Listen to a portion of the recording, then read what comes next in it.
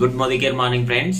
ఇప్పుడు మనము లైవ్ లో స్పిక్ అండ్ స్పాన్ తోటి ఇగో ఈ యొక్క వాష్రూమ్ రస్ట్ ట్యాప్స్ మీద ఉండేటువంటి ఈ ఇది ఉప్పు నీటి రస్ట్ ని మనం క్లీన్ చేసే ప్రయత్నం చేద్దాం.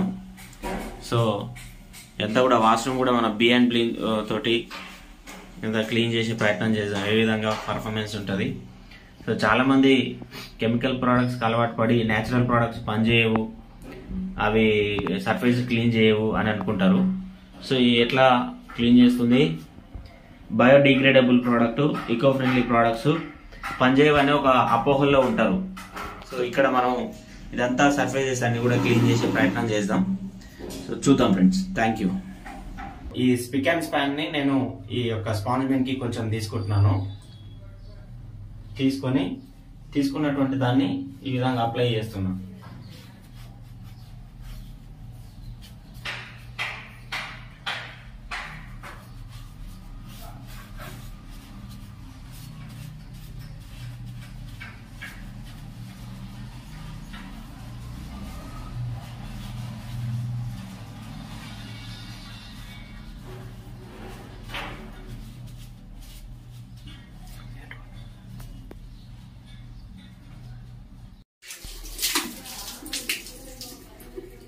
చూడండి ఫ్రెండ్స్, ఎంత క్లీన్ నీట్ గా అయిపోయిందో చూడండి.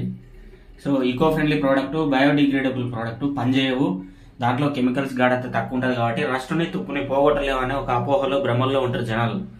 ఎంత నీట్ గా చూడండి, చమకాయిస్తుంది, మెరిసిపోతుంది తలతల. సో ఫ్రెండ్స్, అందరూ కూడా ఈకో ఫ్రెండ్లీ నేచురల్ ప్రోడక్ట్స్ వాడండి.